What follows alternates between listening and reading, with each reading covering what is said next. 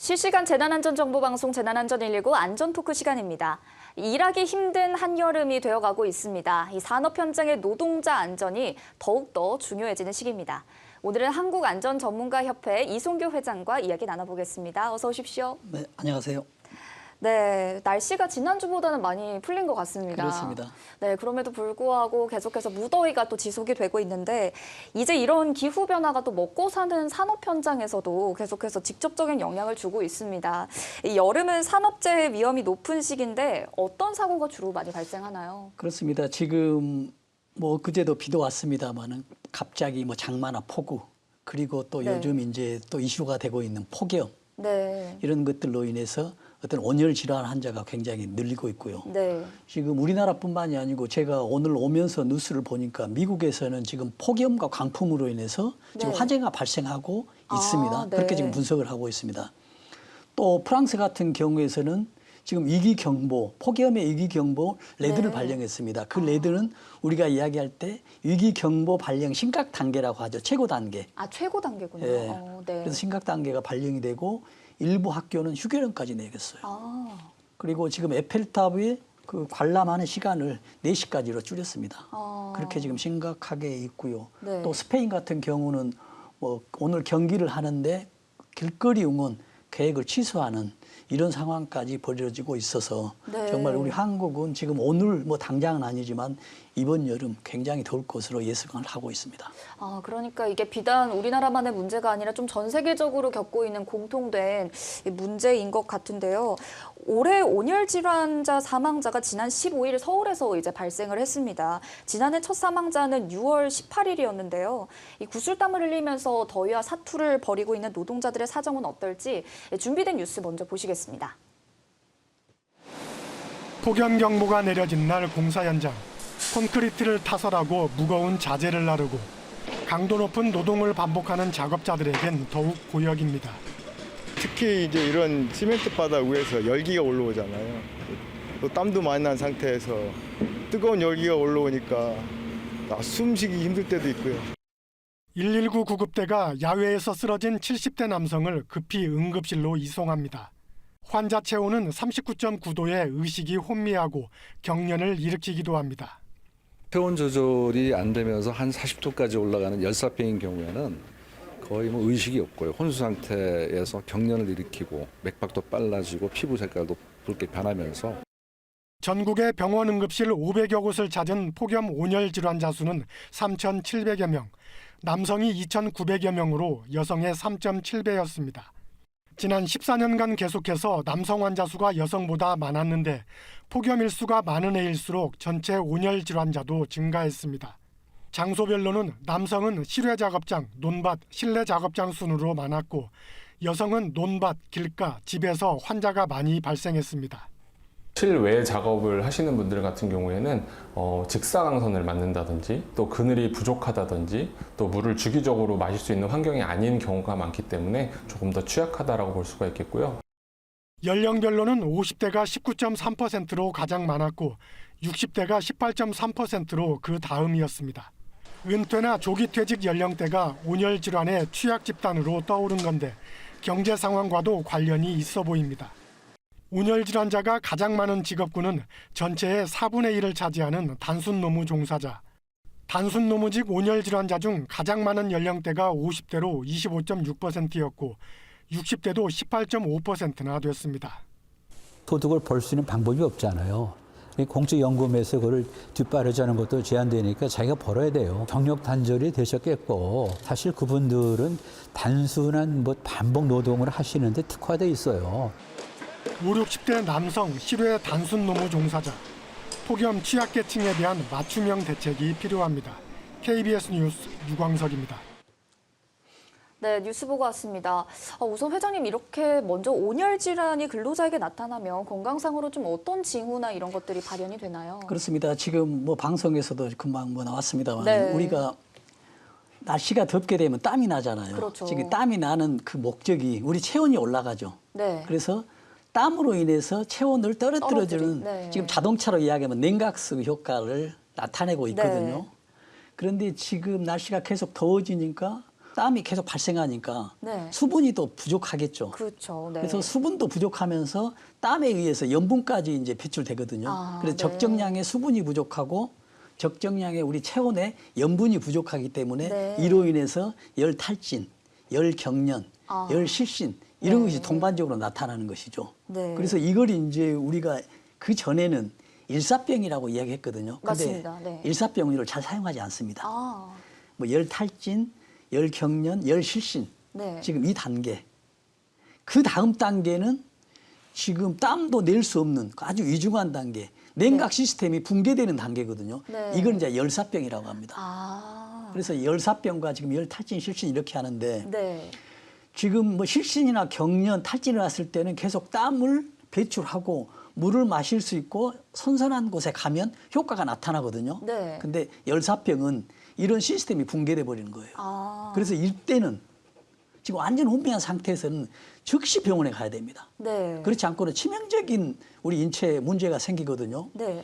지금 냉각수 역할을 못하기 때문에 우리 몸은 지금 계속 36.5도, 40도까지 올라가는 이런 상태가 열사병인데 네. 이렇게 돼버리면 우리 몸 중에서도 뇌의 어떤 구성분이 단백질이라고 합니다. 네. 단백질이 열에 굉장히 약해요. 아, 단백질이. 예, 그래서 네. 변질이 들어가 버려요. 그래서 다시 회복되더라도 원상이 안 돼요. 네. 불가역적 상태로 가버리거든요.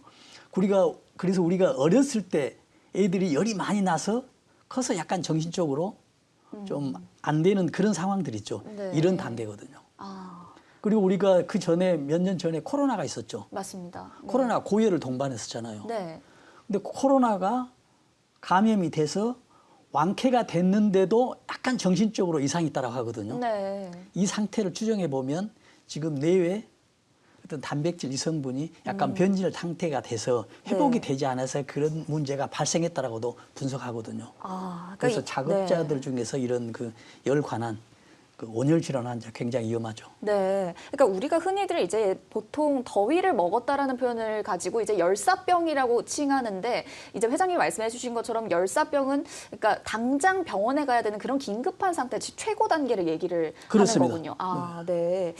또 이제 저희가 뉴스를 봤습니다만 지난 여름에 실외 작업장에서 일하던 50대에서 60대 남성에게서 온열 질환자가 많이 또 발생을 했습니다. 그 원인이 또 어디에 있다고 보실까요? 그렇습니다. 지금 우리가 뭐 재난이나 어떤 사고는 어디에서 발생되냐면 지금 취약계층에서부터 시작된다 하거든요. 네. 그렇다 보면 지금 말씀하신 대로 50대, 60대잖아요. 네.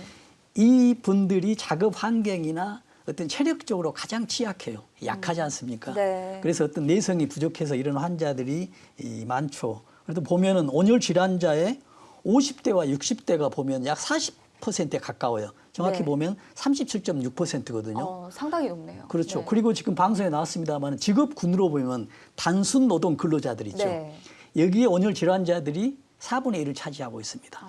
그 중에서 또 50, 60대가 차지하는 비중이 44%. 결과적으로 50대, 60대들은 아주 취약 계층의 연령이기 때문에 아주 그 위험도가 높다. 특히 폭염뿐만이 아니고 여러 가지 산업체에 굉장히 높은 취약 계층의 그룹입니다. 네. 그래서 이거에 대해서 어떤 세분한 대책들이 좀 필요하다 이렇게 볼 수가 있겠습니다. 네, 그렇습니다. 말씀해 주신 대로 뭐 연령이나 직업군 혹은 직업 장소별로 조금 더 세분화된 어떤 대책이 필요할 것 같은데요. 이 기상청에서도 폭염 정도에 따라서 폭염특보를 발령을 하는데 이 발령 기준이 어떻게 되고 또 올해 신설된 특보가 있다고 또 들었습니다. 그렇습니다. 네.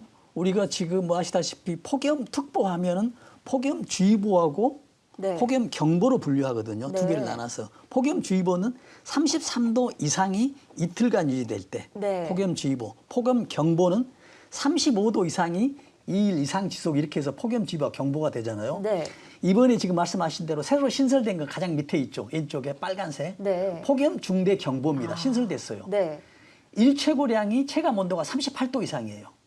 더 훨씬 더 높네요. 훨씬 높죠. 그리고 최고 기온이 39도 이상인데 1일 이상만 지속이 되더라도 중대 경보가 발령이 돼요. 아, 네. 다른 거는 보면은 2일 이상인데. 그다음에 또 하나 또 신설된 게 우측에 보면 파란색 있죠. 네. 열대야 주의보거든요. 네. 지금 열대야 주의보가 지금 우리나라의 그 밤의 최저 온도 기온이 25도 이상이 되면 열대야라고 하는데 네. 좀 지역별로 달라요. 아. 어떤 곳에서는 25도, 또 어떤 곳에서는 26도, 서울 기준으로 하면 26도, 네. 또 제주도 기준으로 하면 27도거든요. 아, 왜 네. 이렇게 차이가 나냐면 지금 제주도 같은 경우는 밤의 온도가 굉장히 높다는 얘기예요. 평상시보다 얼마나 더 높냐 이런 상대적인 기준으로 해서 네. 발령을 하거든요. 네. 그러면 왜 제주도가 높냐고 하면 지금 제주도는 사면이 바다로 쌓여 있잖아요. 그렇죠. 여름에 뜨거운 바닷물이 온도로 인해서 육지가 식지 않다는 얘기예요. 네. 그래서 제주도에서는 27도 이상이 되면 네. 지금 열대야를 발령을 하고 서울은 26도 이상이면은 열대야를 발령을 하는데 열대야 주의보를 올해 새로 신설됐습니다. 아, 그렇군요. 굉장히 지역별로 이렇게 기준이 세분화되어 있다라고 네. 느껴지는데 이것도 결국에는 기후 변화가 조금 더 복잡하고 다변화되면서 이렇게 된 걸까요? 네, 그렇습니다. 지금 뭐 여러 가지 문제로 인해서 지금 네. 지구 뭐 온난화, 뭐 이상 기후 이런 것에 대응해서 더 기후가 세부적으로 수립이 됐다 이렇게 볼 수 있겠습니다. 그렇군요. 또 지난해 7월부터 이제 폭염 속에 사망 사고가 잇따르면서 이 근로자에게 폭염 상황에 따라서 단계별로 휴식을 또 의무적으로 제공을 하는 어떤 그런 규정들이 시행이 됐습니다. 좀 어떤 것들이 있을까요? 그렇습니다. 지금 산업안전보건 기준에 관한 규칙이 작년부터 이제 시행이 됐는데 네. 지금 33도 이상이면 그러니까 폭염주의보, 폭염특보가 발령이 되면 지금 하루에 2시간에 20분씩 휴식을 하도록 돼 있어요. 네. 그래서 이렇게 20분씩. 지금 네. 시행을 하고 있습니다. 그래서 정부에서는 또 이거에 맞춰서 폭염 대비 노동자 건강 보호 대책을 5월 19일부터 9월 30일까지 지금 시행을 하고 있습니다. 네. 그래서 이 시행의 내용에 보면 지금 뭐 1000개 업소를 지정을 해서 이음업소겠죠. 네. 1000개를 지정을 해서 뭐 불시 감독을 하고요. 또 특별반을 구성하고 또 여러 가지로 직종별로 중점 관리도 하고 있고 또 네. 소규모 사업장에서는 어떤 재정 지원 등 여러 가지 정부가 대책을 지금 수립해서 시행하고 있는 그런 상황입니다. 네, 이게 눈에 띄는 부분이 건강보호대책 시행 기간이 5월부터 9월 30일까지로 상당히 긴 편이네요. 그렇습니다. 지금 5월 15일에서부터 지금 9월 30일까지 가장 이제 여름에 더운 기간이고 이때 기간이 네. 이제 온열 질환 환자가 많이 발생해서 지금 특별 단속 기간이다 이렇게 지금 보면 되겠습니다. 네, 이게 9월까지 지속이 되는 걸 보면 상당히 무더위의 기간이 길어졌다라는 것을 또 저희가 알 수 있는 그렇습니다. 그런 대목인데 이 사업장에서 규정을 안 지킬 경우에는 어떤 처벌을 받나요? 근데 지금 아까 말씀드린 대로 지금 2시간에 20분씩 휴직을 하도록 돼 있잖아요. 네. 근데 이 규정이 어디에 되냐면 행정규칙인 산업안전보건 관한 기준의 규칙 여기에 지금 포함이 돼 있어요. 법이 네. 아니고 지금 행정규칙에 있거든요. 아, 법이 아니군요. 그렇죠. 그러다 보니까는 이런 규칙에는 행정규칙에는 어떤 그 처벌 사항이나 벌금이나 과태료 기준이 포함이 되지 않아요. 아, 네. 그러면 이 기준을 위반해도 그럼 벌칙이 없겠다 이렇게 되잖아요. 네. 그래서 이제 정부에서는 어떻게 되냐면 지금 이런 그 33도가 넘어가는 사업장에서 2시간에 20분 휴직을 취하지 않으면 이 규정에 위반된 걸로 보잖아요. 네. 그러면 상위법에 산업안전, 산업안전보건법이 있습니다. 네. 이 법에 보면은 어떤 안전관리자나 사업주는 지금 안전보건에 관한 규정을 수립하도록 돼 있어요. 네. 그래서 수립하지 않는다라고 보고 이거에 대한 지금 벌칙을 네. 가하고 있는 이런 상황인데 네. 지금 좀 더 나가서 어떤 입법화되면 더 체계적으로 더 안정화될 수 있다 이렇게 지금 볼 수 있겠습니다. 아, 그렇군요. 이게 법이 아닌 행정규칙이었다는 부분은 저는 오늘 좀 처음 들은 부분인데, 그러니까 이게 계속 법제화가 추진이 되고 있는 단계일까요? 그러면? 그렇습니다. 네. 추진되고 있는데 네. 지금 아직 이제 행정부 자체에서 선 조치하고 아마 가장 빠르게 지금 이것도 변경해야 되는데 아직 지금 국회에서는 완결되지 않았다 이렇게 지금 보입니다. 그렇군요. 그런데 이런 제도가 시행이 됐어도 보호받지 못하는 근로자들이 있습니다. 바로 택배나 배달하는 특수 형태의 종사자들인데요. 이분들을 위한 실질적인 대책은 없을까요? 그렇습니다. 지금 이런 그 택배나 이런 배달하는 사업주에게 공고하는 상태밖에 안 되거든요. 그렇죠. 왜냐하면 네. 택배나 배달하는 사람들은 지금 얼마나 배달을 많이 하느냐에 따라서 수당이나 이런 바로 경제적인 효과로 지금 바로 직결되잖아요. 네. 그래서 잘 활용을 안 하고 있어요. 그러다 보니까 이제 서울시 같은 어떤 큰 광역 지자체에서는 어떤 군데 있죠. 이런 데 휴게소를 만들어 놓기도 합니다. 네. 거기에서 더운 날 휴게도 하고 뭐 화장실이나 이런 것도 좀 활용을 할 수 있도록 지금 공고사항으로 하고 있는데 네. 지금 법제화는 되지 않고 있습니다. 그런데 네. 여기서 이제 제가 제안을 하게 되면은 법제화를 되면은 이제 또 이 친구들이 활용을 안 하면 또 문제가 또 되고 있잖아요. 네. 그래서 저는 이런 생각을 해봤습니다. 이런 제도를 활용하기 위해서는 요즘은 휴대전화로 동선들이 다 나오잖아요. 그렇죠. 네. 그래서 33도가 올라가는 그런 날씨에 지금 약 20분 동안 휴식을 하고 있다. 움직이지 않다라고 하면 휴식하는 걸로 보고 아, 네. 또 20분 동안에 필요한 경제 수익 있죠. 이걸 제공해 주는 거예요. 아, 대신 20분 동안 휴대폰에서 쉬고 있었다는 것을 확인한 다음에 이거에 대해서 어떤 20분간이나 30분간 소득을 지불해 주면은 네. 이런 제도들이 좀 활용화되지 않을까라는 이런 좀 제안을 좀 한번 해봅니다. 네, 또 회장님의 이런 또 아이디어를 또 누군가가 또 보고 영감을 네. 받았으면 좋겠습니다. 그러니까 결국에는 어떤 GPS나 좀 최신 그런 기술들을 활용을 해서 좀 이런 대책들을 세워보면 좋겠다는 말씀이시죠? 아, 그렇죠. 요즘은 뭐 얼마나 좋은 어떤 시스템으로 잘 돼 있지 않습니까? 네. 이런 것들 이제 활용해서 이런 데도 적용하면 좋겠다. 네, 이런 제안입니다. 그렇습니다. 또 이제 무더위에는 맨홀 같은 밀폐 공간에서 작업을 하다가 사고로 이어지는 위험도 커집니다. 관련된 뉴스 먼저 보고 이야기 나눠보겠습니다. 좁은 맨홀 사이를 내려가는 소방대원들. 쓰러져 있던 작업자를 맨홀 밖으로 끌어올립니다. 최고 기온이 38도를 넘나들던 어제 낮 12시 반쯤 서울 금천구 맨홀에서 70대 남성 작업자 2명이 질식해 쓰러졌습니다. 이들은 서울 남부 수도사업소와 계약을 맺은 하청업체 소속 일용직 노동자로 상수도 작업을 하다 변을 당했습니다. 사고가 난 맨홀입니다. 먼저 맨홀 안으로 진입한 작업자가 숨졌고 뒤이어 구조에 나선 또 다른 작업자 역시 심정지 상태로 병원으로 이송됐습니다. 무더위 속 맨홀 안은 특히 위험한 상태였습니다. 소방당국이 측정한 내부 산소 농도는 4.5% 미만으로 통상 대기 중 산소 농도의 4분의 1 수준이었습니다. 날씨가 좀 뜨거워지게 되면 밀폐 공간에서 산소 농도가 부족해지고 이산화탄소라든지 이런 것들이 이제 많이 발생하다 보니까 질식할 수 있는 또는 뭐 산소 결핍에 의해서 이제 사망될 수 있는 이제 그런 가능성이 상당히 높은 거죠. 실제 지난 10년 동안 맨홀 등 밀폐 공간에서 질식재해로 숨진 사람은 126명. 이 가운데 여름철 사망자는 40명으로 3건 중 1건 꼴입니다. 이 때문에 작업 전 미리 맨홀 안 산소 농도를 측정해야 하지만 경찰은 측정이 이루어지지 않은 것으로 보고 있습니다. 노동부 장관은 밀폐 공간 작업 시 마스크 착용과 유해가스 측정 의무가 확실히 지켜질 수 있도록 관련 규정을 조속히 개정하겠다고 밝혔습니다. KBS 뉴스 이윤우입니다. 네, 뉴스 보고 왔습니다. 최근에도 인천과 또 진안에서 이런 맨홀 사고가 있었던 것으로 제가 기억을 하는데 네. 여름철에 이 맨홀 사고가 유독 많은 것 같습니다. 좀 어떤 이유 때문에 이런 사고가 여름에 집중이 될까요? 그렇습니다. 우리는 맨홀 자체는 지금 외부와 차단됐잖아요. 네. 그래서 산소 농도가 낮다는 것은 우리가 예측이 되는데 네. 여름 같은 데는 온도가 올라가잖아요. 네. 온도가 올라가기 때문에 미생물이 증식돼서 부패가 되죠. 네. 그러니까 미생물이 증식된다는 얘기는 증식할 때 산소를 굉장히 많이 필요로 하거든요. 네. 이 친구들이. 그래서 산소를 이제 소비시키죠. 네. 그러면서 또 하나 플러스 또 황화수소나 이런 메탄가스를 계속 또 발생을 시켜줍니다. 그러다 네. 보니까는 여름에는 이런 환경들이 더 높아져서 이런 위험성이 훨씬 더 높다 이렇게 보면 되겠습니다. 네. 그래서 아까 지금 방송에서 나왔었죠. 산소 농도가 4.5%라고 했잖아요. 네. 엄청나게 낮거든요. 그렇죠. 지금 우리 네. 규정에 산소 농도가 18% 미만이라 하면 네. 산소 결핍 사업장으로 지정을 하도록 돼 있는데 아. 그보다 훨씬 낮은 그러네요. 4.5%라는 네. 얘기죠.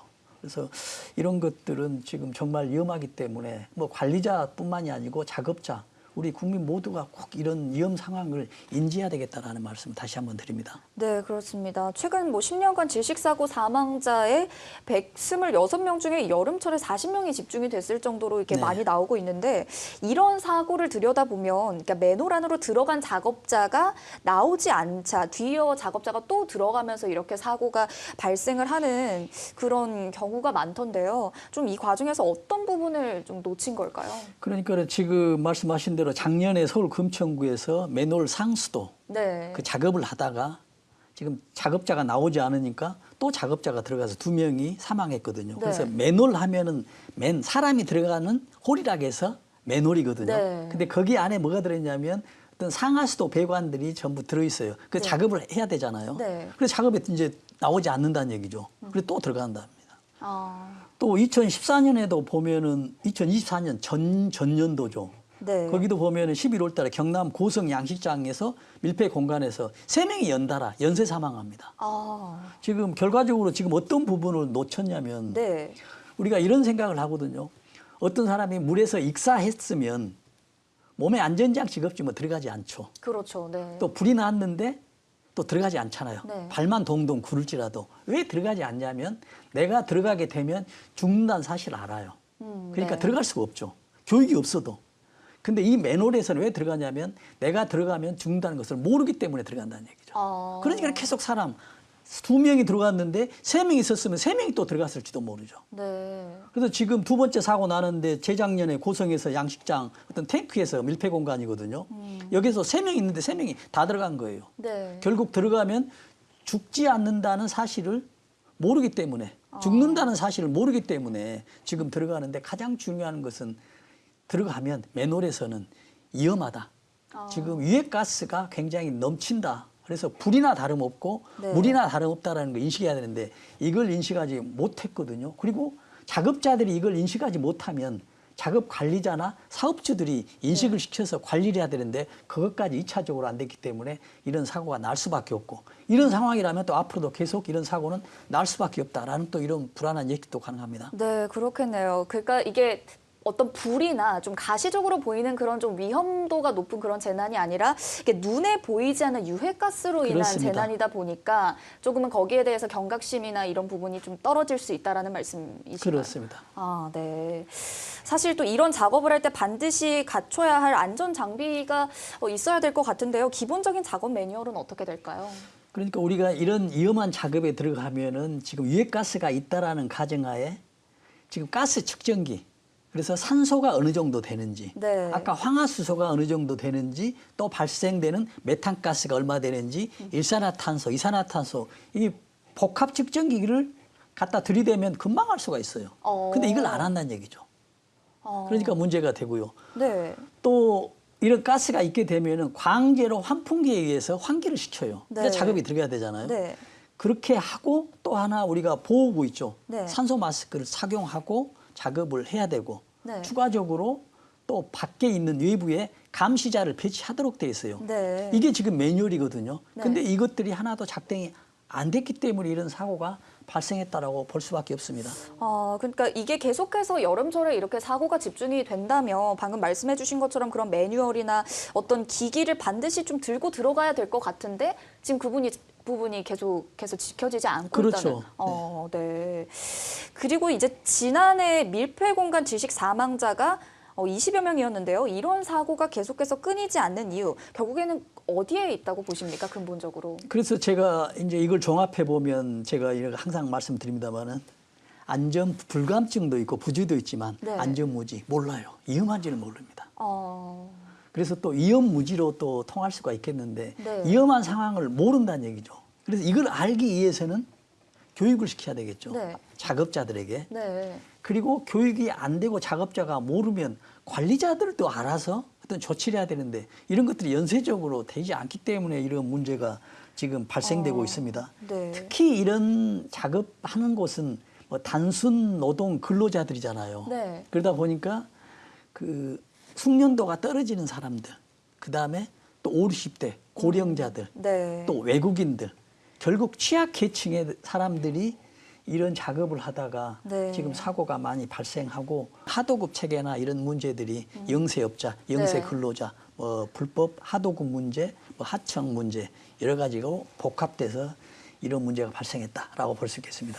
그럼 이게 결국에는 좀 숙련된 기술자들이 들어가는 게 아니다 보니까 이런 문제가 더욱 그렇습니다. 커지는 것 같은데 그럼 대부분의 사람들이 어떤 교육 없이 바로 현장에 투입이 되는 방식인가요, 현재는? 근데 지금 우리가 매뉴얼상에는 다 네. 돼 있어요. 교육도 하락하고 네. 관리자도 배치 하락하고 감시자도 하게 하고 측정도 하게 서류상으로는 다 돼 있습니다. 다 돼 있는데. 그리고 또 서류상으로 보면 다 돼 있어요. 네. 안 하고 했다는 얘기죠. 아, 그래서 지금 제도가 뭐 부실한다기보다도 네. 지켜지지 않아요. 그래서 저는 이런 얘기 하거든요. 아무리 좋은 제도라도 네. 지켜지지 않으면 제도는 정말 무용지물. 무의미하죠. 네. 설령 반대로 어떤 제도가 부실하고 안 좋다 하더라도 작업자나 관리자가 위험도를 알고 작업을 하게 되면 또 제도가 없어도 효과가 좋거든요. 네. 그러는데 어떤 제도나 어떤 작업자나 안전 관리자의 탓만이 아니고 우리 모두가 병행이 돼야 되죠. 제조는 제조대로 향상이 돼야 되고 네. 또 작업자는 작업자대로 안전무지, 위험무지가 타파돼야만이 정말로 진정한 안전 대한민국, 네. 안전 작업장이 될 것입니다. 네, 그렇습니다. 사실 근데 이런 사고들을 계속해서 보면은, 그러니까 이제는 AI 기술도 고도로 발달했고 로봇도 개발이 되고 있는데, 그러니까 이런 위험한 상황에 인간이 들어가야 되는가라는 부분에 대해서도 좀 고민을 해보게 되거든요. 굉장히 중요한 지적이거든요. 네. 지금 우리가 어떤 생활하는 데는 지금 최첨단 생활을 하고 있잖아요. 네. 정말 AI를 또 넘어서 AI 에이전트, 우리가 묻지도 않았는데 우리한테 지금 질문을 하고 네. 지금 답을 주는 이런 상황에 맞습니다. 있는데 지금 안전관리는 말씀하신 대로 종합하면 안전관리는 아날로그 수준을 벗어나지 못했어요. 그럼 왜 그렇죠?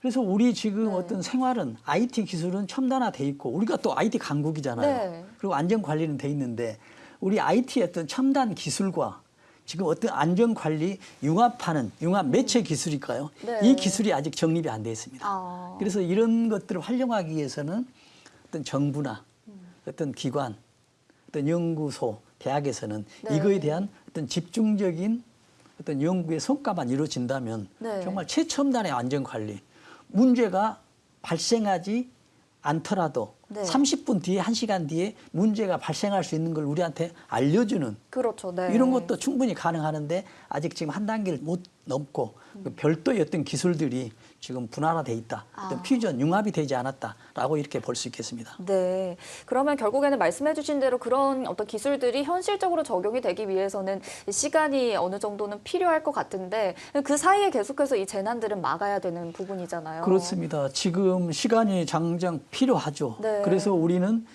어떤 정부에서의 어떤 그 이러한 데에서 어떤 대책을 수립하는 어떤 의지나 어떤 또 이런 걸 연구하게 되면 여러 가지 이제 어떤 비용이나 이런 또 경제적인 문제들이 됐잖아요. 학교에서 연구도 해야 되고 네. 이런 것들을 어떤 정부의 아젠다로 인해서 어떤 집중화시킨다면 네. 우리가 생각하는 것보다 시간을 굉장히 단축해서 실현을 할 수가 있겠죠. 그러면 우리가 거기 하기 전까지는 우리가 지금까지 해왔던 어떤 매뉴얼들이 있거든요. 네. 그 매뉴얼들로만 지키면 지금 서류상은 너무 잘 돼 있어요. 네. 근데 그 서류상으로 지키지 않기 때문에 이런 문제가 발생하는데 어떤 작업 근로자들이나 또 사업주들이나 또 뭐 관리자들 이런 분들 중에 한 곳이라도 정확하게 관리하게 된다면 작업자들은 안전해지거든요. 그렇죠. 근데 네. 작업자들도 안 되고 관리자도 안 되고 사업주도 안 된다라고 하면 정말 이런 사고는 계속 날 수밖에 없는 이런 상황입니다. 그렇습니다. 모두가 다 책임을 지고 이 재난이 다시는 발생하지 않도록 또 신경을 써야 될 텐데요.